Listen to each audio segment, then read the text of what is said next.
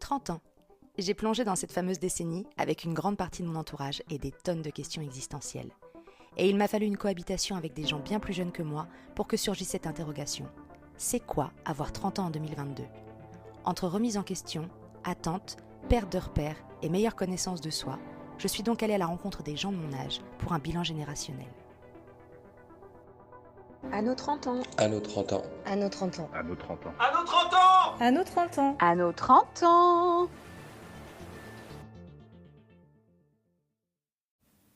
Donc aujourd'hui, on est dans un nouvel épisode de À nos 30 ans et je suis avec Dimitri. Bonjour Dimitri. Bonjour. Et je vais te laisser te présenter tout seul comme un grand. Bonjour, je m'appelle Dimitri. Bonjour Dimitri. Ah, bonjour Dimitri. J'ai des problèmes d'alcool. C'est vrai. Voilà, j'essaie de faire face. Non. Et tu as bien fait de venir ici, Dimitri. Voilà. Non, oui, je m'appelle Dimitri, j'ai 34 ans, tout juste. La jeunesse, quoi. C'est ça. Et comment me décrire autrement, je suis artiste peintre.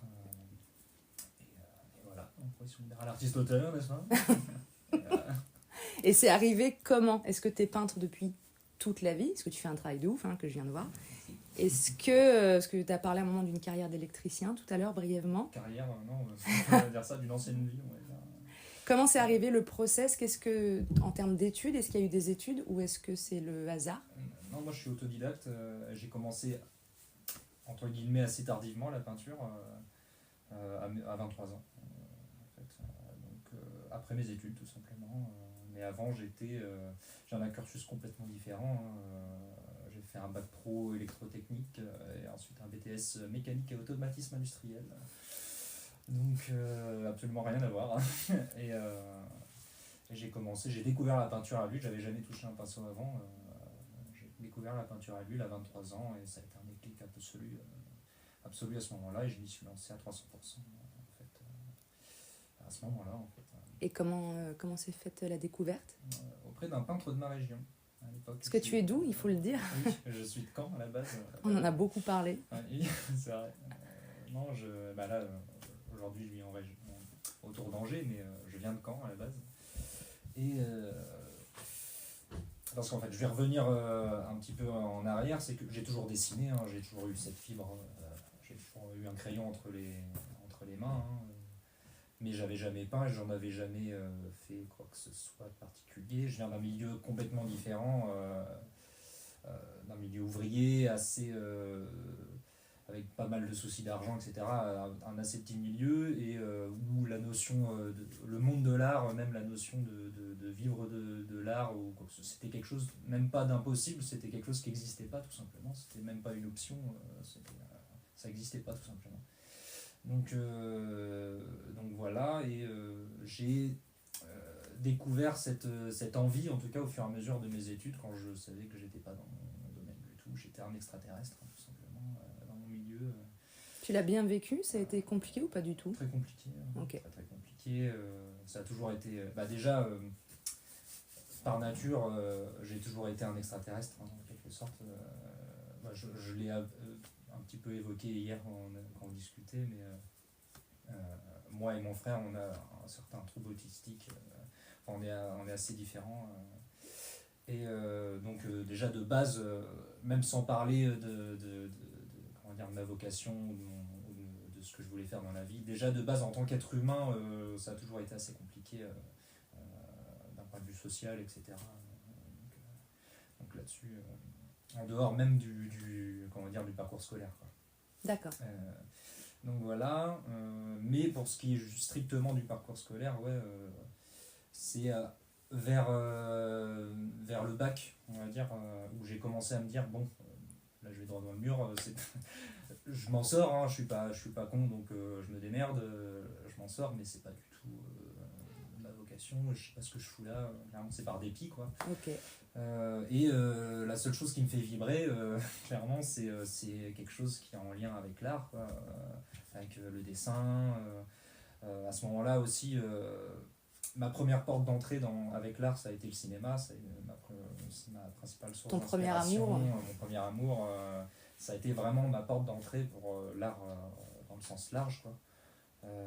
Ça et un petit peu le jeu vidéo aussi, mais surtout le cinéma.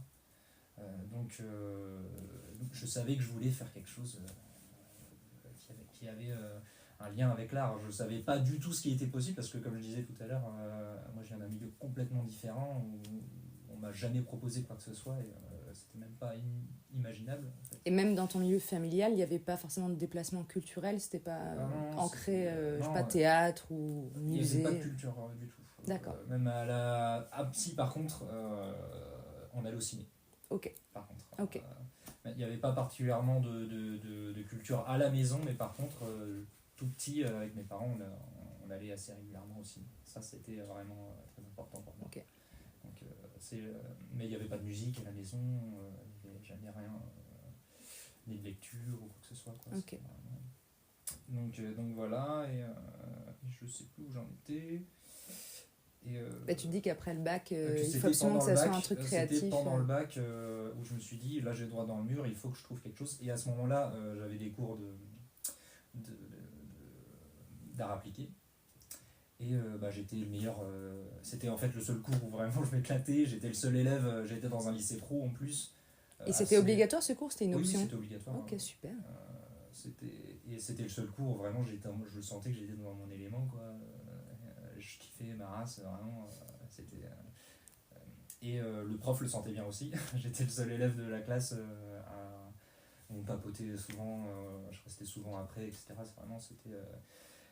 C'est la première personne avec qui j'ai pu parler de mes envies, de mes doutes au sujet de mon orientation, du fait que je chantais, qu'il y avait quelque chose que je voulais travailler. Et c'est la première personne vers qui j'ai pu me rapprocher pour lui demander des conseils, pour lui demander qu'est-ce que je pouvais faire, hein, qu'est-ce qui était possible, qu'est-ce qui existait, tout simplement parce que j'en savais absolument rien, quoi. Et c'est lui qui m'a parlé qu'il existait des manas, des mises à niveau en art appliqué, pour ensuite éventuellement, pour les gens comme moi qui venaient d'un cursus complètement différent, pour ensuite éventuellement se réorienter dans une filière plus artistique, quoi. Donc voilà, c'est la première fois que j'entendais parler de ça. Donc il m'a orienté, il m'a dit bon voilà, il existe ça, et ensuite éventuellement tu peux t'orienter vers tel ou tel cursus, etc. Donc je me suis un peu renseigné. Bon, étant très pragmatique, j'envisageais, donc si j'ai été pris dans une mana, j'envisageais pourquoi pas de partir dans une filière plus de graphisme, plus dans la publicité, parce que j'avais une vision vraiment très pragmatique de la chose, où il fallait que je trouve quand même entre guillemets un vrai métier. Mais je commençais à explorer des possibilités comme ça. Et donc post-bac, j'ai eu mon bac, et après mon bac, du coup, déjà j'en ai parlé à mes parents, bien sûr, où il y a eu un rejet total. J'étais vraiment seul dans ma démarche, hein, là-dessus. Il y a eu un rejet total. Et donc, vu que je savais que mes parents ne me suivraient pas, pourraient pas même financièrement financer quelque chose, mais même n'aurait pas la volonté non plus de me soutenir, donc j'avais que la possibilité d'une mana publique, donc gratuite, et il n'y en avait qu'une dans ma ville à Caen, et donc il y avait très peu de places, il n'y avait que 15 places, donc j'y suis allé, j'ai quand même fait ma tentative, j'y suis allé avec mes petits 19 et demi de moyenne en art appliqué, et puis 12-13 de moyenne générale, quoi. Oui, donc très correct quand même. Moyen, quoi, bien. Donc j'y suis allé comme ça, et en gros j'ai fait ma demande, et ils m'ont dit non, on vous prend pas. Et je leur ai dit pourquoi. Ils m'ont dit vous n'avez pas d'assez bons résultats, il y a très peu de place, on prend que les meilleurs. Je fais mais parce que vous prenez pas en compte la moyenne en art appliqué? Ils m'ont dit non, parce que quand on vient ici on n'est pas censé savoir dessiner. Au revoir monsieur. Waouh. Voilà. Superbe ambiance. Je fais bon. Comme ça c'est fait, c'était ma seule option. Donc bon, je fais ok, allez vous faire foutre. Et c'était pas envisageable de faire une mana publique dans une autre ville de France? Non, parce que j'avais pas les moyens de me loger ou quoi que ce soit, j'avais pas un rond, et puis je savais que mes parents n'avaient pas un rond non plus, donc, et ils n'auraient pas eu la volonté, comme je disais, de financer ça. Donc après j'aurais peut-être pu avoir des bourses, je sais pas, mais donc voilà, donc je me suis dit fuck, tant pis, c'était ma seule option. Bon, pragmatique toujours, je fais tant pis, je continue jusqu'au BTS, et une fois que j'aurai mon BTS, je trouve un job, j'obtiens une indépendance financière et puis après je vois ce que je fais. Une fois que j'essaie de m'en sortir par moi-même, j'essaie de voir ce que je peux faire, quoi. Donc c'est ce que j'ai fait. J'ai eu mon BTS ensuite en MII, mécanique automatisme industriel. J'ai trouvé un job assez rapidement en tant que technicien de maintenance industrielle dans l'industrie en fait. Et à partir de là où j'ai commencé à avoir un pécule, à pouvoir m'autofinancer, j'ai regardé ce que je pouvais faire. Donc j'ai trouvé des cours particuliers auprès d'un peintre de ma région, du coup, qui mène des cours. J'appréciais son travail et il était assez, il avait un travail proche de l'hyperréalisme. Et moi j'avais déjà cette fibre, même si je savais pas, j'avais jamais peint de ma vie, mais déjà j'ai été biberonné par, j'avais des idées de mise en scène dans ma tête. J'avais toujours, même si j'avais jamais pareil dessiné sérieusement, mais je griffonnais toujours, mais j'avais toujours une approche réaliste quand même, j'avais cette affinité là.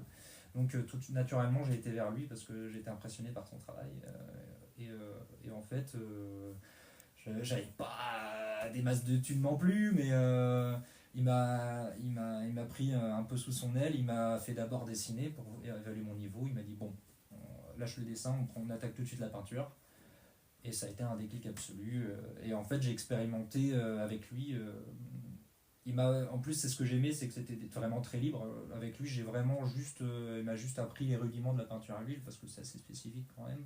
Mais je suis venu tout de suite avec mes propres idées, mes propres visuels, ma propre mise en scène, et j'ai appris en fait sur mes idées à moi les rudiments de la peinture à l'huile, et j'ai développé dès le début ma propre démarche artistique, ma propre vision, tout en apprenant avec lui juste la technique de la peinture à l'huile, quoi. Et ça a été un déclic absolu. Mais j'ai fait mes premières expositions avec lui sur Caen. Waouh. Et je suis devenu professionnel 2 ans et demi après. J'ai fait les premières ventes 2 ans et demi après. Et à ce moment-là, tu gardais un boulot pécunier? Ouais. En parallèle, ouais. Jusqu'à mes premières ventes, on va dire. Donc pendant 2 ans et demi, 3 ans, j'ai cumulé les deux. Et en fait, je me suis lancé en arrivant dans la région, en quittant Caen, quittant la Normandie. J'ai suivi ma copine de l'époque qui avait trouvé un job à Angers. Et je me suis dit, c'est l'occasion de tout lâcher et de lancer mon entreprise. Donc, je me suis laissé, à l'époque, je touchais le chômage, du coup. Je me suis laissé 1 an de battement pour créer ma société, créer mon site. J'avais fait en sorte, j'ai réfléchi un peu en amont me faire un petit capital d'œuvres, en fait, les œuvres sur lesquelles j'avais appris, en fait, sur lesquelles j'avais commencé une ébauche de démarche artistique. Et je me suis dit, bon, je crée ma société, je crée mon site, et je commence à démarcher des galeries, et c'est comme ça que ça a commencé.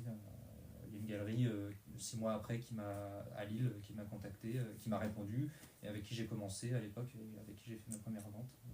Est-ce que c'était un peu l'hystérie? T'étais hyper content? Déjà ça a été super rapide, même si dans ma tête c'était lent, mais en fait avec le recul ça a été explosif. 6 mois, c'est court, ça a été extrêmement rapide, et au final ça a été même trop vite. J'ai pas su, déjà j'étais pas prêt parce que ma démarche artistique était vraiment naissante. Je savais même pas où j'allais avec mes créations, j'avais pas vraiment de structure, j'avais une ébauche vraiment qu'un début, et j'étais pas encore prêt à enquiller les demandes ou le rendement nécessaire, etc. Ok. Et ça s'est quand même bien passé? En tout cas ça m'a lancé. Okay. Ça n'a pas duré très longtemps parce qu'ils exigeaient de moi un rendement complètement inimaginable. Ils exigeaient de moi que je ponde 15 toiles par an par exemple. Ce qui est beaucoup du coup. Ce qui est pour mon style graphique énorme, gigantesque, complètement impossible. Ouais. Parce que je me suis rendu compte, mais de toute façon ça je l'ai appris au fur et à mesure de ma carrière d'artiste, c'est que je suis un des seuls à le faire en France. Je suis un des seuls artistes en France proche de ma mouvance, voire le seul, un des seuls en Europe.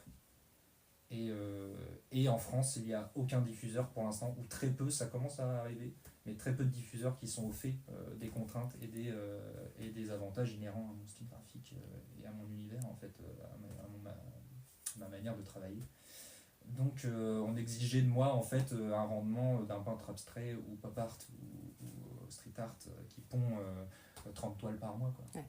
Mais c'est complètement, on est pas oui, c'est impossible à tenir dans cette catégorie-là. Moi, le maximum que j'ai dû peindre en une année, ça doit être 8 toiles, quoi. Grand maximum. D'accord. Et c'est déjà vraiment... Une œuvre en moyenne, tu sais combien à peu près? Ça dépend du format, mais maintenant c'est plus parce que je jongle entre grand format et petit format en parallèle. Mais pour un grand format, là, comme celui que tu vois dans l'atelier, ça peut monter facile à 4 mois de travail. En faisant ça tous les jours. Ouais. Parce que c'est ça, tu prends un jour de congé par semaine, plus ou moins. Donc 4 jours par semaine, plus j'ai un jour de paperasse, donc je ne peux pas toucher à la partie où je m'occupe de vraiment toute la paperasse, répondre à des mails, participer à et justement, voilà, concours, etc. Comment ça se passe aujourd'hui pour que tu en vives? C'est des commandes de particuliers? Parce que je sais aussi que tu exposes, là tu parlais de Paris. Donc il y a quoi? Tu prépares à la fois des œuvres pour exposer et des œuvres que tu vends, ou tu fais seulement des ventes en galerie pendant les expos? Parce que c'est quoi tes revenus, du coup? Comment ça se gère? C'est extrêmement imprévisible. Là, actuellement, je suis en full freelance, donc je suis plus représenté par une galerie. Okay. Donc c'est un peu plus complexe. Ça dépend des périodes aussi. Par exemple, pendant le Covid, ça a été ma meilleure année, étrangement. Je crois que ça a été le cas pour plein de monde, le Covid. Comme on était en intérieur, t'as l'impression que t'as plein d'artistes. Parce qu'il y a d'autres artistes qui ont crevé la bouche ouverte. Ah merde. Il y en a plein qui ont crevé vraiment, qui comptaient énormément sur les événements artistiques, les expositions, etc. Ah oui, dans ce sens-là, mais c'est que moi j'avais vu des gens qui ont pu présenter leurs jobs sur les réseaux, et je pense qu'on était peut-être plus sur les réseaux. J'entendais plein de gens qui avaient gagné des followers ou des vues à des moments au Covid. Oui, éventuellement, mais d'un point de vue pécunier, il y a plein d'artistes qui sont morts, qui ont dû reprendre un boulot, etc. Vraiment, moi j'ai été vraiment safe parce que c'est tombé pile au bon moment où je bossais. J'ai bossé 1 an et demi exclusivement sur commande. J'ai créé 7 tableaux, 7 œuvres, une série de 7 tableaux sur commande où vraiment j'étais full safe. C'est tombé exactement au bon moment. Et ça a été ma meilleure année, où en plus j'ai fait des ventes en plus à côté de grands formats pour des collectionneurs privés, sans passer par des intermédiaires, tout en étant freelance, donc aucune commission. Donc vraiment ça a été la meilleure période d'un point de vue financier pour moi, quoi. Donc ça veut rien dire, c'est très imprévisible. Mais c'est des commandes de gens, c'est des gens qui te commandent des œuvres. Oui. Et tu es capable à la fois de produire pour eux et produire pour une expo? Ça dépend. Là, pour cette série-là, j'ai bossé 1 an et demi de non-stop dessus. D'accord. Et c'était en vue d'une expo ensuite. Okay. En gros, c'est un mec qui voulait monter une team d'artistes proches du mouvement hyper réaliste. J'étais le seul français du coup. Et il nous a tous commandé une série d'œuvres. Et il nous a monté une exposition au Palais des Congrès de Versailles ensuite, de sa collection. Et ça représente environ combien d'œuvres à présenter? C'était à peu près entre 5 et 7 œuvres par artiste. D'accord. Donc moi j'en avais 7, mais certains artistes en avaient que 5. Donc on était, je sais plus, on était un peu moins d'une dizaine d'artistes. D'accord. Ah oui, donc ça faisait 50-60 œuvres à peu près présentées en tout. Ouais. Et comment, parce que du coup c'est très nébuleux pour les gens, à chaque fois c'est toujours comment t'évalues à peu près le prix de ton œuvre? Moi il y a le temps que tu as passé. Moi c'est assez simple en fait, même s'il y a quand même un aspect subjectif à ça, mais moi justement dans mon process de création, mon style graphique ramène de l'objectivité dans la quantification de la valeur d'une œuvre. En fait, c'est ça qui est assez pratique en fait avec mon travail, c'est que au-delà de l'aspect spéculatif et même au-delà de l'aspect artistique, il y a un travail qui saute aux yeux, et donc c'est plus facile de mettre un prix, en fait, de quantifier la valeur d'une œuvre. Donc moi j'ai assez rapidement réussi à mettre un prix assez élevé en fait sur mes œuvres. Et ça varie principalement entre le format bien sûr, mais surtout la complexité de la composition. D'accord. En fait, qui induit un plus longtemps de travail. Bien sûr. Et donc voilà, c'est ces 2 critères-là surtout qui... Okay. Et au final, plus quand même si le format joue beaucoup, mais c'est quand même surtout la complexité de la compo qui joue sur le prix d'une œuvre. Et il y a eu un syndrome de l'imposteur au moment de donner un prix à ton œuvre ou pas? Non. Pas du tout. Tu étais sûr de toi? Ouais. Non, parce que ça peut arriver. Comme un dingue dessus, donc merde quoi. Ah non, mais je comprends, non, mais on peut. Je sais que des fois il y a toujours. Comme quand tu fais un travail et que tu dois. Je comprends, mais non. Mais c'est très bien. Mais j'ai mis tout de suite un prix assez élevé, mais par contre j'ai difficulté par contre à augmenter mon prix. C'est-à-dire avec l'expérience, avec le temps. D'accord. Là, c'est là où il y a une petite réticence, parce que je sais qu'il y a je peux pas juste augmenter mon prix dans le monde de l'art, c'est très particulier en fait. Je peux pas juste augmenter mon prix par l'expérience que j'acquiers. Ok. parce qu'il y a une notion quand même spéculative derrière. Il faut que ce soit justifié par une cote qui commence à arriver.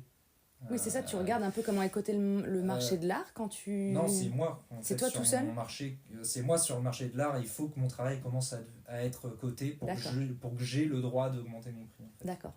Donc tu n'es pas complètement libre de ce choix-là. Je suis pas complètement libre. Je suis libre de mon prix de base que je mets en début de carrière, comme je suis actuellement. Techniquement, je suis en début de carrière.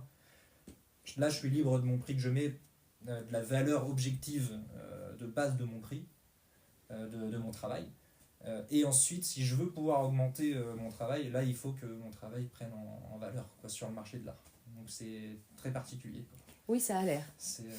Et je l'ai appris, mais ça, c'est vraiment un monde opaque et très secret. Je l'ai appris au compte-gouttes et j'en apprends tous les jours encore. Bien sûr. C'est vraiment c'est très particulier. Je peux pas monter tout seul mon prix. En fait, il faut que ce soit en lien avec, il faut que ce soit justifié par que ce soit des reventes en salle, en maison de vente aux enchères, par des collectionneurs. En fait, il faut qu'il y ait, ou par des galeries aussi, des ventes en galerie qui augmentent le prix de mes... Parce qu'il y aura c'est aussi comment circulent tes œuvres. Comment sont vendues mes œuvres, comment sont revendues mes œuvres ensuite entre collectionneurs dans les maisons de vente aux enchères. C'est souvent là que la cote grimpe, etc. Mais d'ailleurs, tu as une traçabilité de tes œuvres, de ce qui se passe après, une fois qu'elles ont été vendues à quelqu'un ? Normalement, déjà, moi, mes œuvres sont protégées. Je suis protégé par un organisme, l'ADAGP, qui fait valoir mes droits d'auteur. Mais ça, pareil, je l'ai appris. Je l'ai découvert. Mais en fait, c'est grâce à des rencontres aussi, que ce soit par mes premières galeries qui m'ont dit quoi faire, etc. Ou même des rencontres entre artistes. On s'échange beaucoup de tips. C'est très important de rencontrer d'autres artistes, d'exposer. De toute façon, très, très important de montrer son travail, quoi qu'il arrive. Et de rencontrer d'autres artistes, on s'échange des informations. Oui, chacun a appris des trucs différents. L'existence de tel ou tel concours, tel ou tel organisme qui te protège dans tel truc, se protéger aussi de telle ou telle fraude, telle ou telle emmerde, parce qu'on m'a volé des œuvres aussi, donc telle ou telle emmerde qui peuvent arriver, se protéger dans des contrats, etc. Et quand tu dis voler, c'est qu'on t'a copié ? Non, une galerie m'a volé des œuvres. Ils t'ont pris tes tableaux ? Ils ont vendu mes œuvres et ils se sont mis en liquidation judiciaire. Ah, les enfoirés. Donc c'est ma dernière expérience avec une galerie en 2019. C'est agréable. Là, je suis actuellement en recherche d'un nouveau diffuseur, donc de nouvelles collaborations. Mais je suis beaucoup plus regardant, je prends mon temps. Je suis pas contre, mais il m'a fallu un certain temps pour envisager la possibilité de recollaborer avec une galerie ou avec un diffuseur quel qu'il soit, parce que ça a été un sacré choc. Ça a été vraiment très très rude. Puis t'as aucune manière de savoir que... Tu vois, tu peux pas... Quand tu exposes dans une galerie, tu n'as aucun moyen de savoir quelle est leur situation. Par exemple, là, tu savais pas qu'ils étaient sur la sellette ? Non, pas du tout. Surtout qu'en plus, moi, je m'étais fié à l'emplacement. Ils étaient place des Vosges à Paris. Ok. Oui, ça va. Donc, je me suis dit, bon, je m'étais fié à leur ancienneté. Ça faisait un peu moins de 10 ans qu'ils étaient là. Donc, ça va. Je me disais, voilà. Ça me suffisait. En plus, à ce moment-là, moi, j'avais repris un job parce que je m'étais séparé de ma compagne de l'époque. Donc, il fallait que je retrouve vite un logement. Donc, j'avais vite retrouvé un job en parallèle dans la maintenance industrielle. Donc, je cumulais les deux temps plein, quoi. La peinture plus maintenance industrielle. Donc, j'étais rincé. Vraiment, j'étais sur le cordeau de la fatigue. Et en plus, je devais gérer ça. Donc, je commençais une collab avec une galerie à Paris. Moi, à distance, je devais gérer ça à distance. Je bossais à Angers, donc je devais gérer ça à distance en même temps.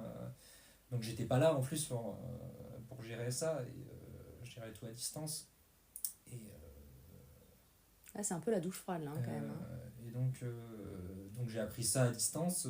Il dit voilà, je me mets en liquidation judiciaire, déclare ta créance, etc. Je fais comment ça te met, attends quoi Donc j'ai resté en parallèle, donc j'ai déclaré ma créance, ce qu'elle me devait et tout, et puis pas de nouvelles et tout, et ensuite vraiment je me sentais volé, quoi, littéralement. Trahi, donc il y a eu du bon quand on est sorti, même si j'ai toujours le truc en travers de la gorge, mais parce que j'étais en train de monter un dossier pour porter plainte pour vol d'œuvres d'art et revente de recel d'œuvres volées, quoi, etc. J'étais en train de monter un dossier, j'étais au fond du trou, épuisé, Et là, je me fais contacter par un collectionneur qui me dit voilà, bonjour, je viens d'acquérir une de vos œuvres en galerie, je voudrais savoir si vous travaillez sur commande. Oh, waouh. Et je fais attendez, bah oui, bien sûr, bonjour, bien sûr, je peux travailler sur commande, pas de souci. Cependant, pouvez-vous me dire quelle œuvre avez-vous acquis pouvez-vous me fournir la facture Il me fournit la facture et c'est une des deux œuvres qu'il avait acquis dans cette galerie-là, en fait. Alors je lui explique la situation, je fais bah oui bien sûr on peut en discuter, sauf que voilà je suis en train de monter un dossier pour porter plainte parce que cette galerie a vendu les deux œuvres mais m'a pas payé en retour et s'est mis en liquidation judiciaire. Donc voilà, je lui explique la situation, lui était sur le cul parce que lui il a acheté l'œuvre, elle est chez lui, il a bien payé, il a acheté l'œuvre, je peux pas la récupérer. Il va pas me rendre l'argent, lui il a été floué aussi, il a acheté. Donc l'autre œuvre je sais toujours pas où elle est. Okay. Elle a bien été vendue. Et d'ailleurs sur une œuvre que tu vends comme ça, tu récupères un pourcentage et la galerie prend un pourcentage, c'est ça? Sur le en fait prix la galerie prend une commission, mais en fait on se met d'accord d'abord dans le dossier, dans le bon de dépôt, vente en fait sur la part artiste et la part en fait sur la part artiste et ensuite la galerie fait ce qu'elle vend au prix qu'elle veut. Ça marche. En fait. Donc okay. Elle prend au final la commission, on sait pas la commission qu'elle veut. En moyenne c'est 50%. D'accord. Elle met le double en galerie en gros. Mais voilà, le double voire parfois même le triple. Okay. Donc voilà, mais c'est une négociation en amont, quoi. Donc en fait de cette un peu, j'allais dire tragédie, bon c'est un peu drama, mais t'as quand même tiré un nouveau client quoi en fait. Bah la personne pour qui j'ai fait les 7 tableaux. D'accord. Ah waouh. Et qui m'a sauvé la mise pendant le Covid. Bah non finalement. Donc finalement voilà c'est. Mais au début j'y croyais pas, hein. Quand c'est arrivé j'étais au fond du trou, je me dis mais c'est quoi, c'est un scénario de film j'y croirais, ça arriverait dans un film, j'y croirais pas quoi. Oui, ça fait très américain, le mec est au bout du truc, espèce de c'est, sauveur. C'est dingue, ce serait arrivé dans un film, j'aurais dit mais non là c'est trop. Même nous en voyant un film on serait là, non ça n'arrive pas dans la vie. J'étais sur le cul. Et donc voilà quoi. Mais c'est chouette, ouais, c'est très chouette. Et puis en plus vraiment cette expérience là, j'avais déjà travaillé sur commande par petits bouts, mais cette expérience-là, vraiment travailler 1 an et demi sur commande, sur une série entière, etc., ça m'a vraiment beaucoup fait évoluer, même dans ma démarche artistique, dans mon processus de création, ça m'a apporté vraiment une structure, et ça m'a vraiment poussé, et depuis, j'ai vraiment une vision très particulière de la création sur commande, très positive, en fait, et j'ai vraiment mis un cadre à la création sur commande, où vraiment j'envisage... Je vois vraiment les créations sur commande comme des œuvres personnelles. Donc j'ai vraiment donc d'un truc très nul, il y a quand même un truc très cool qui t'a fait avancer. Ouais. Et du coup, l'autre question que je voulais te poser, après t'en as parlé quand même avant, donc là t'as 34 ans, il y a 10 ans t'avais 24 ans, donc t'étais aux prémices de ta passion. Il s'est passé quoi en disant c'est quoi qui a changé? Bon là tu parles de ton rapport qui a changé dans le travail, dû à ça entre autres. J'imagine que tu as dû énormément évoluer entre le moment où tu mets un peu le pied dans tout ça et maintenant, et même au niveau perso, qu'est-ce qui change là en 10 ans pour toi, que ce soit, je te dis, dans la peinture ou toi personnellement? C'est quoi là, si tu te revois toi, le Dimitri de 24 ans et de maintenant, qu'est-ce qui change?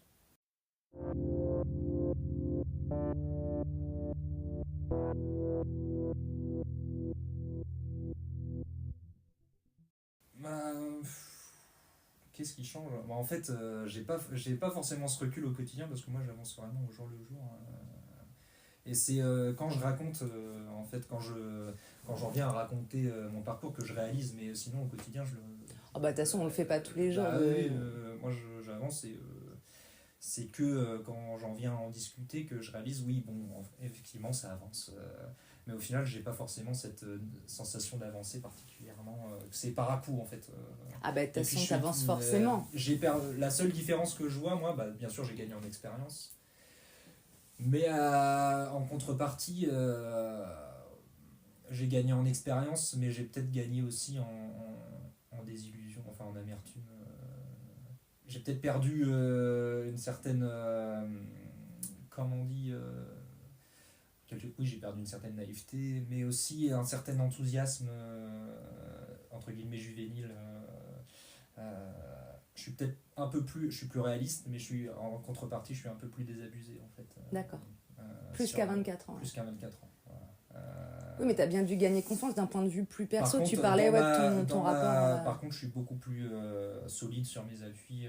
Je sais maintenant ce que je vaux. Je sais me défendre. Et ça vaut pour la vie perso aussi, tu veux dire? Oui, pour la vie par ta carrière. Aussi, je suis beaucoup plus solide sur mes appuis maintenant, bien sûr, même en tant qu'individu, mais aussi dans mon... En fait, j'ai du mal à dissocier les deux.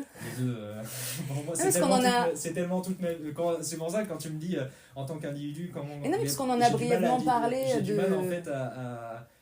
Je vais toujours en venir au boulot parce que j'ai du mal à dissocier ma vie en tant qu'individu et dans le boulot parce que c'est toute ma vie. C'est très lié, C'est très lié.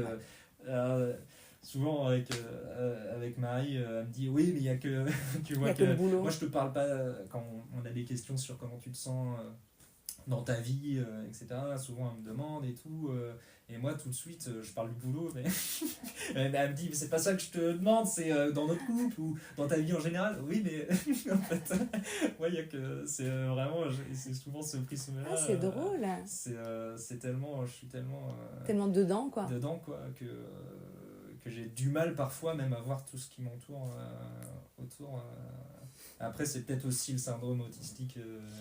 Et justement, tu vois, ça, c'est comment... parce que tu as brièvement parlé de ça, et puis on a parlé tout à l'heure des vidéos de Ben Never, tu sais, sur Entre Potes, et tu disais que ces vidéos-là auraient pu t'aider à une époque. On a parlé aussi un peu du rapport au physique, tout ça, qui a forcément évolué. Tu disais qu'à une époque, tu avais plus ou moins souffert de certaines choses. Par exemple, vu que tu as pris confiance, par exemple, dans le monde pro, est-ce que tu peux le lier avec une prise de confiance, toi, perso, sur ce que tu es physiquement ou dans ta psyché, tu vois, comment tu avances aussi avec ce trouble autistique? Qu'est-ce que ça a fait de toi aujourd'hui? Alors tu peux le relier encore au monde pro, il n'y a pas de souci. Ouais, non, là, ça mais est-ce que tu ne le vivais pas plus mal à 24 ans? Est-ce que ça a évolué positivement? Je le vis bien mieux maintenant, je le contrôle bien mieux maintenant, même si à 24 ans je commence à déjà bien maîtriser, parce que dès l'enfance j'ai des souvenirs de moi à essayer dès la maternelle ou l'école primaire, je me souviens me dire... à essayer d'analyser les gens, de les comprendre, essayer de m'adapter, Donc j'ai toujours été dans ce contrôle, dans cette analyse, d'observation des gens, d'essayer de les comprendre, comprendre leur comportement, de m'adapter, d'essayer de me contrôler pour me mêler à la foule, aux gens, de m'adapter aux gens, etc. Donc j'ai toujours, depuis d'enfance, j'ai toujours été dans ce contrôle. Donc arrivé à 24 ans, j'étais déjà pas mal... Et là, tu le fais toujours d'être en contrôle ou ça va mieux? C'est plus inconscient, mais par moments, je me rends compte que j'ai encore des manques dans les relations sociales, même dans le couple ou dans des choses. Sur certains points, je suis un peu inadapté, ne serait-ce que dans la gestion du conflit, des choses comme ça, des émotions fortes, des choses comme ça, où parfois je m'en sors bien parce que je suis bien, mais parfois ça me prend complètement à revers, j'y étais pas prêt, quoi, et ça me fout en l'air, je suis complètement paumé, et pour des trucs cons, vraiment, c'est vrai, des trucs genre dire que quelque chose me plaît pas, ou que Marie a fait quelque chose de mal, genre elle a pas rangé la vaisselle dans un truc, j'ose pas, ça me bloque, j'arrive pas à lui dire ça me plaît pas, ça me vexe ou quoi que ce soit, enfin, des trucs cons, vraiment, par peur de la réaction de la personne, de savoir comment va réagir, de peur d'énerver quelqu'un, etc. Parce que si quelqu'un s'énerve contre toi, ça te perturbe? Ouais, beaucoup. Ça te bouleverse? Ou même dans une pièce, des gens qui s'engueulent, même si moi je suis pas dedans, des gens qui s'engueulent, ça me... alors que les gens s'en sortent... Après, ils s'engueulent et ils se rabibochent, mais moi ensuite, j'ai absorbé tout. Tu portes leur vibe de colère. Et moi, là, il me faut des heures, voire des jours pour m'en remettre après, quoi, parce que j'ai tout absorbé. Alors que c'était même pas dirigé vers moi, quoi. Oui, c'était entre eux. Mais j'ai tout pris dans la tronche. Et ça, c'est des choses que tu arrives à tempérer avec le temps ou pas spécialement? Oui, je m'en sors beaucoup. Tu arrives à faire les contours un peu plus. Parfois, parfois, je me fais surprendre, comme je te disais, mais j'arrive beaucoup mieux. Et je suis vraiment pas le pire. Mon frère est bien plus instable que moi. D'accord. Là-dessus. Moi, je m'en suis beaucoup mieux sorti que lui. Il est plus âgé que toi ? Un peu plus âgé, oui, 2 ans et demi de plus que moi, quoi. D'accord. Mais Et on a lui, eu une c'est expérience très différente. Moi, j'ai rencontré vraiment les bonnes personnes. Et j'ai appris, en fait, c'est différent, c'est que, vu que je te disais, j'ai toujours été dans l'observation et l'analyse des gens, et j'ai toujours essayé d'aller vers les gens que je sentais qui seraient bons pour moi, tu vois. D'accord. Un bon feeling, quoi, un bon Dès le tout jeune ressenti. âge, j'ai toujours été vers les gens que je sentais qui pouvaient m'apporter quelque chose, et du fait que c'est vrai que tous les gens avec qui j'ai traîné, en tout cas de longtemps, tous mes amis, je les ai toujours, ils m'ont tous apporté quelque chose. Ok. J'ai jamais traîné avec des gens néfastes pour moi, ils m'ont tous apporté quelque chose, et ils m'ont tous appris à m'ouvrir au fur et à mesure. Et ils ont accepté ça, ce truc Ils en savaient, ta sensibilité, ils en savaient tout pas ça. forcément, je le cachais un maximum, même si à posteriori on m'a dit oui, t'étais un peu bizarre parfois, tu faisais des trucs bizarres, ou même des tics, j'en ai encore parfois des tics, où même Marie me dit c'est vrai que des fois ça se voit, t'as des tics que tu te balances, ou des trucs comme ça, Okay. j'ai des tics quand je ferme des portes, ou des trucs comme ça, je dois aller au bout des choses, j'ai vraiment des trucs cons, hein, quand je ferme un truc à clé, il faut que j'aille au bout, que ça soit Pour fini, être sûr que ça soit fait, que ouais. ça soit fini, Ouais.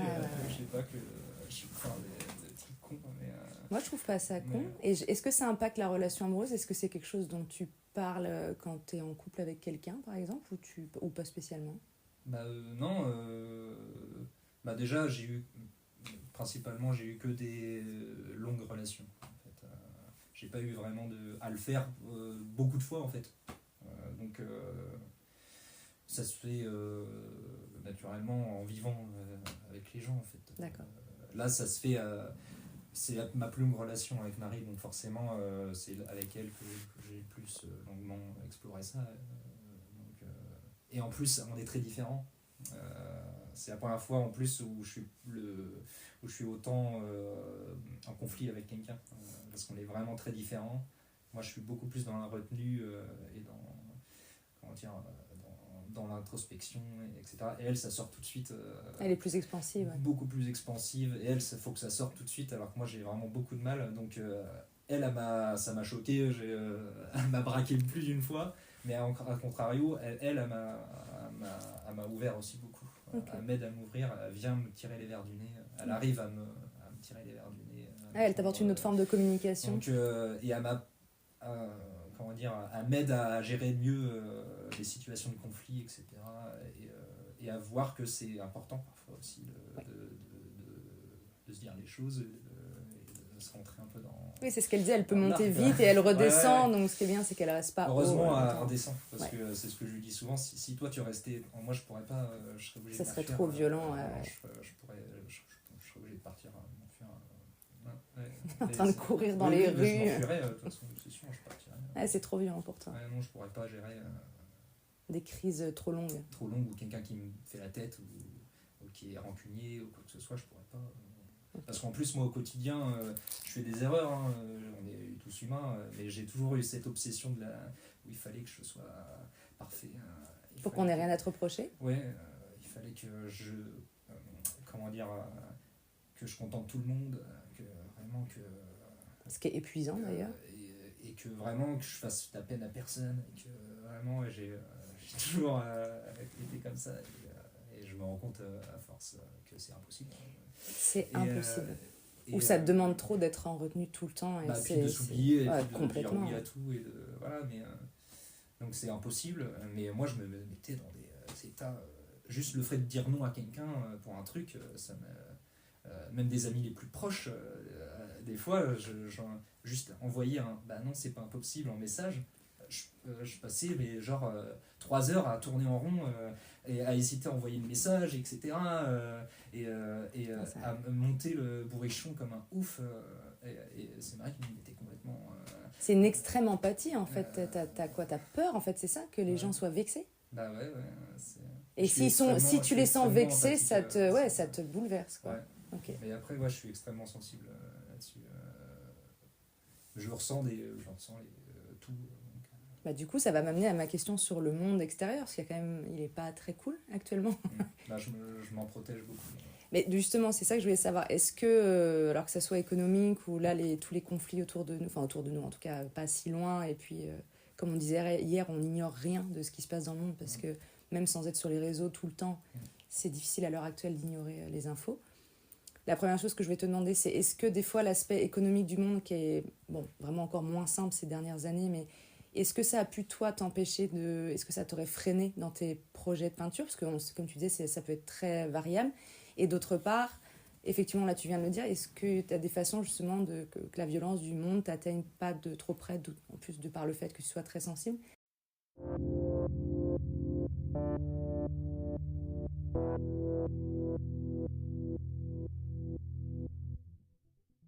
Oui, j'ai développé des mécanismes de défense en fait, mais dès le tout jeune âge.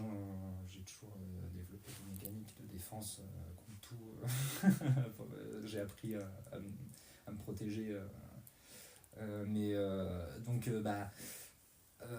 Ma manière à moi, c'est déjà au niveau de ce qui se passe dans le monde, c'est de limiter grandement les informations, etc.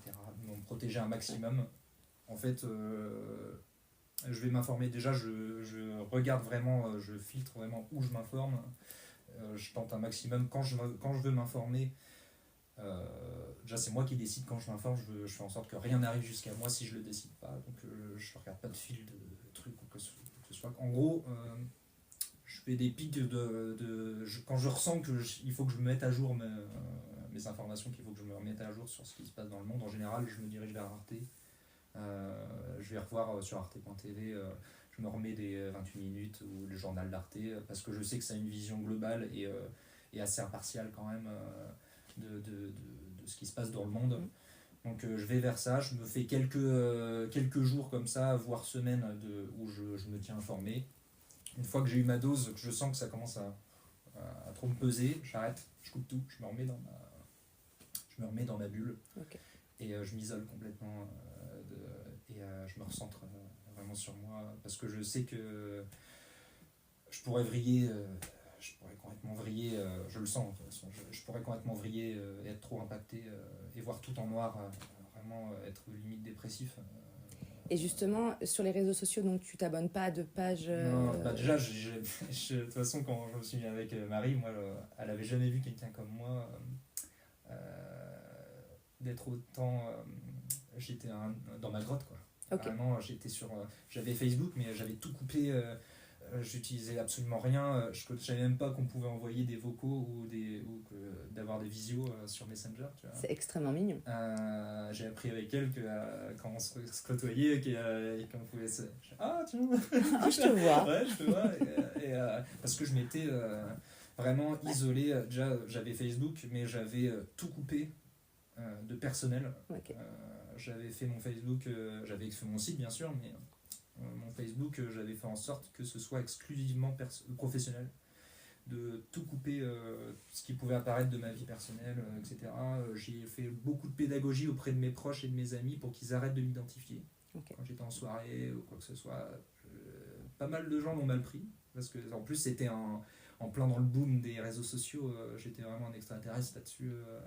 À pas suivre le mouvement et à vouloir au contraire maîtriser tout ça, ouais. Parce que c'était vraiment en plein boom, c'était tout le monde montrait tout dans l'extrême. Moi ça m'inquiétait de ouf et donc j'ai fait beaucoup de pédagogie auprès de mes proches pour qu'ils arrêtent de m'identifier. Au bout d'un moment c'était bon donc j'ai filtré et donc voilà, et je suis pas client en fait des réseaux sociaux déjà aussi. Donc moi vraiment je me force sur mes réseaux sociaux, c'est pour le boulot. Oui, c'est vraiment un pur job. Je vais jamais voir même mes amis les plus proches, je vais pas voir ce qu'ils mettent. Okay. Je me tiens pas au courant. Si j'en viens quand je suis en train de bosser pour mes réseaux sociaux à faire un post et que je vois dans le fil un truc d'un ami, je le vois quoi, mais je like même pas. Enfin, vraiment j'interagis même pas, je mets aucun go. Très étranger à tout ça. Ouais, et donc voilà quoi, c'est ma relation à la base. Avec parce que toi ça te fait pas de bien, c'est ça en fait ce que tu dis, ouais, c'est ça. Et en fait j'ai une sensation d'être voyeur, je sais pas, ça me... Ah mais il y a de ça, ouais carrément. Une sensation voyeuriste, ça me... je suis à l'extrême, hein, vraiment, Mais à peu l'extrême, trop, je mais, crois qu'on tend de plus en plus à ça. Moi, j'entends plus en plus ces discours où je crois qu'un peu tardivement, on voit aussi le revers de médaille du temps passé dessus, du flux d'infos. Alors, on en a parlé brièvement hier. Moi, je trouve qu'il y a eu quelques bonnes choses. Moi, je parlais hier du mouvement MeToo qui n'aurait pas existé sans les réseaux. Mais globalement, à part quelques trucs par-ci, par-là, ça devient quelque chose de très anxiogène. Pour les aspects positifs, clairement, même ne serait-ce que pour montrer son travail, etc. C'est ça. Affranchir les frontières, c'est fantastique. Contacter les gens à distance, à l'autre bout du monde, pour montrer son travail. De toute façon, c'était le but d'Internet, de base, d'échanger à travers le monde. C'est ça, ouais. Ce point de vue-là, je le trouve fantastique. C'est un peu perdu en cours de route. Oui. Ce point de vue-là, je le trouve fantastique, mais moi, je consomme Internet exclusivement pour ça. Ouais. Oui, puis il y a des... Et ça me... je comprends pas, j'arrive pas à scroller. Moi, j'arrive même dans le lit, mon portable, j'envisage même pas d'être sur mon portable. Oui, t'es pas cette personne qui passe 8 heures par jour. Non, et en fait, si j'en viens à consommer, ne serait-ce que genre TikTok, tu vois, des vidéos de chats à la con ou des trucs comme ça, j'avoue que ça me fait du bien, ça fait rire, etc. C'est même pas sur mon portable à moi, c'est par le biais du portable de Marie, en fait. Mais ça me viendrait jamais à l'esprit de le faire.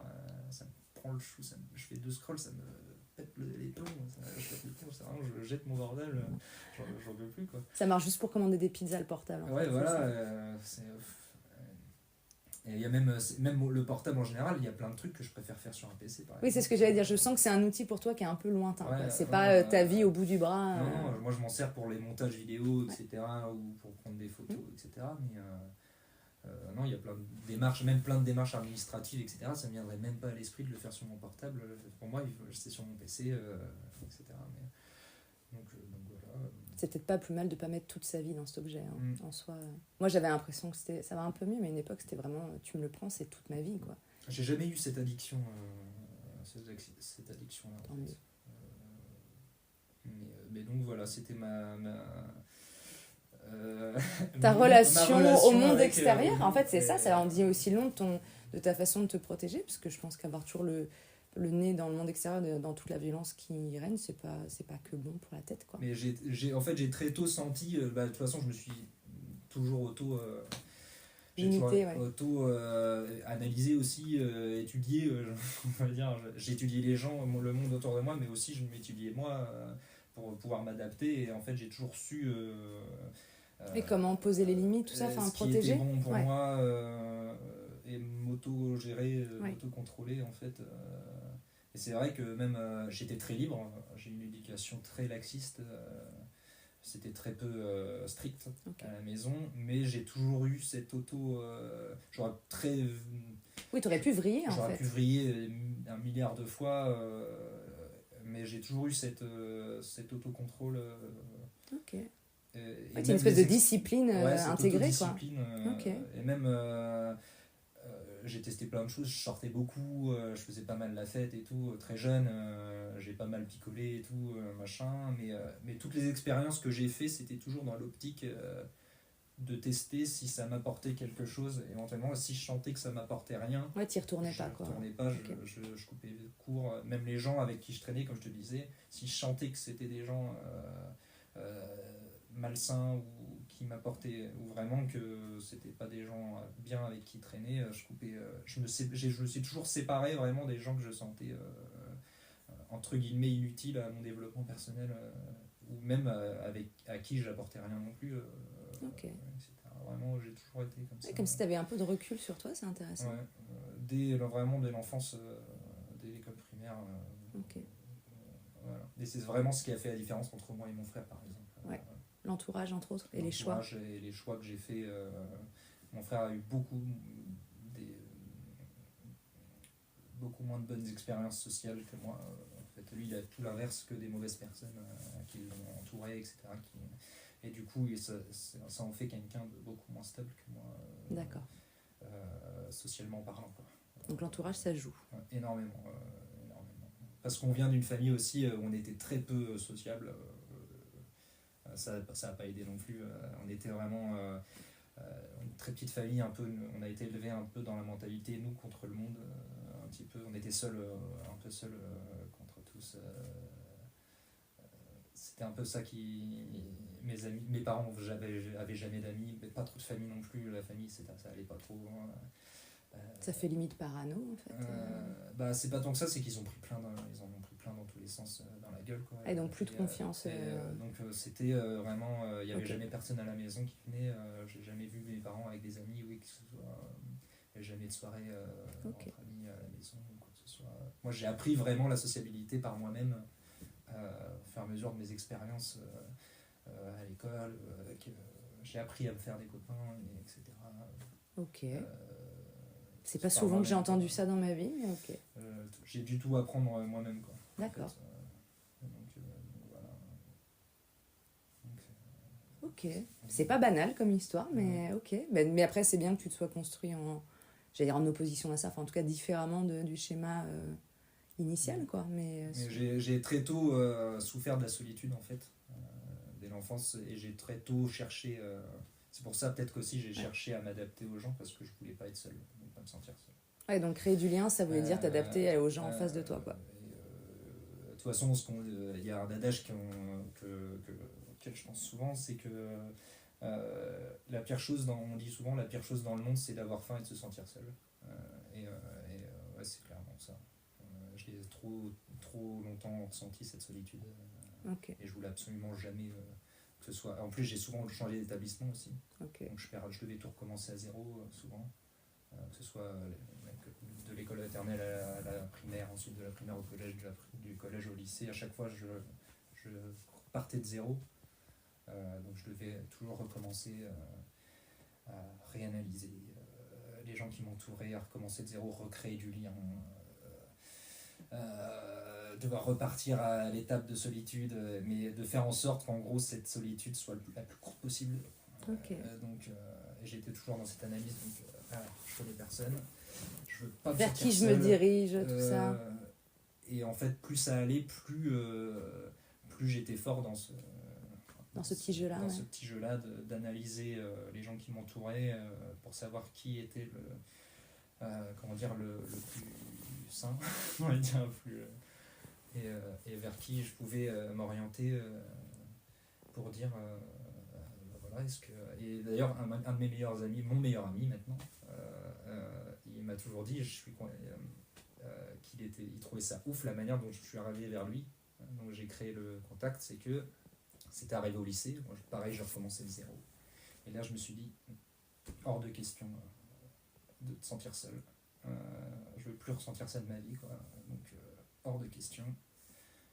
Donc bouge-toi le cul, dès ton premier jour t'analyses, tu regardes les gens qui t'entourent, et dès le premier jour tu traînes avec des gens, tu fais du lien, et vraiment je m'étais mis ça comme goal dès la première journée de cours, quoi.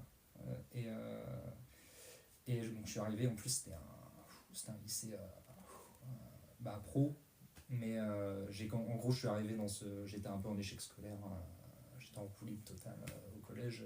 J'ai redoublé ma 4e, et à la 3e on m'a orienté dans un lycée professionnel en 3e, en gros 3e découverte professionnelle, donc une 3e de transition pour aller vers que ce soit un BEP ou un CAP ou quoi que ce soit. Et cette 3e là, c'était vraiment la dernière chance de beaucoup de jeunes un peu en décrochage, et donc il y avait beaucoup de violence. C'était vraiment presque un truc de redressement, maison de redressement, etc. Vraiment, j'avais jamais vu autant de violence. Pourtant, je viens d'un collège où c'était violent déjà, j'avais déjà vu des gens se faire planter, etc. Ou des trucs comme ça, mais là, c'était encore un autre niveau. Je me dis où je suis tombé, quoi. Là, mec, il va falloir que tu sois. Va falloir que tu t'adaptes, mec. Va falloir que tu sois carré. Oui. Donc, je suis arrivé là-dedans, je suis bon. Là, c'est pas des rigolos là-dedans. Et donc, premier jour, je regarde les gens, et je vois deux mecs que je sens un peu moins. Je sens beaucoup moins violent que toute l'ambiance globale. Je sens qu'aussi, ils sont. Déjà, c'est deux potes, ils sont ensemble et tout. Puis je les sentais, je sais pas, je sentais quelque chose de plus cool, quoi. Et donc, je vais vers lui, donc Jérôme, il s'appelle. Et je vais vers lui et je lui dis bah voilà, salut, je m'appelle Dimitri, je connais personne, est-ce que je peux traîner avec vous C'est hyper mignon. Et en fait, ils m'ont dit, bah ouais, bien sûr. Ouais, et en fait, des années plus tard, on est toujours, c'est mon meilleur ami maintenant. Ok. Et on a tout passé, tout vécu ensemble. Et donc j'avais 16 ans, quoi, en gros, à cet âge-là. On avait tous les deux 16 ans. Et des années plus tard, il me l'a ressorti, il m'a dit, mec, j'aurais jamais pu faire ce que tu as fait. J'en reviens toujours pas de ce que tu as fait pour revenir vers nous et puis où on en est maintenant, quoi. Voilà. C'est pas mal chouette comme finalité. Et c'est vrai que. Mais je voulais pas finir seul, je voulais pas être seul. Alors justement, ça va arriver à la question finale. Parce qu'elle est vaste, ton expérience, et donc elle n'est pas banale. Justement. J'avais jamais entendu quelqu'un qui analysait comme ça, tout ça, bref. De toutes ces années que tu as vécues, donc avec ce spectre autistique, tout ça, et donc la peinture et ce monde dans lequel tu t'adaptes, tout ça, est-ce qu'il y a aujourd'hui, avant qu'on termine, quelque chose qui t'aide, je sais pas, une pensée, une phrase, je sais pas, là tout à l'heure tu as parlé aussi d'un adage qui te parlait, est-ce qu'il y a quelque chose qui te permet d'avancer un peu plus sereinement ?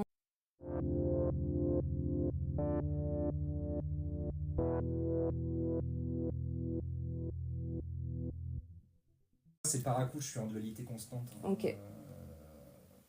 Je suis vraiment à l'intérieur, ouais, je suis en dualité constante. Et ça transparaît même dans ma démarche artistique où j'ai une vision douce amère du monde, vraiment, où je suis dans un entre-deux, un équilibre vraiment entre deux extrêmes, quoi. Okay. Moi je fais vraiment le yo-yo comme ça en fonction donc de ce qui m'arrive dans ma vie. C'est la dualité. Ouais, je suis jamais à mon pot fixe. Je suis toujours dans un comme ça, une dualité, et je dois composer comme ça. Donc tu as accepté cette dualité-là, finalement. Oui, et de toute façon, on a tous une dualité en nous, plus ou moins extrême, plus ou moins violente. Et moi, c'est comme ça que j'avance, et je vois jamais tout au final. Maintenant, je commence à atteindre un certain équilibre, dans le sens où j'ai pas forcément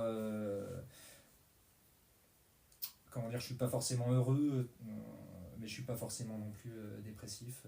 Je suis très rarement foncièrement heureux, mais je suis très rarement foncièrement dépressif, mais je suis toujours dans un entre-deux et j'avance au jour le jour, un peu comme ça, même si j'ai des à-coups où vraiment il se passe quelque chose de fantastique et hop, j'ai un pic de positivité, mais tout de suite j'ai cette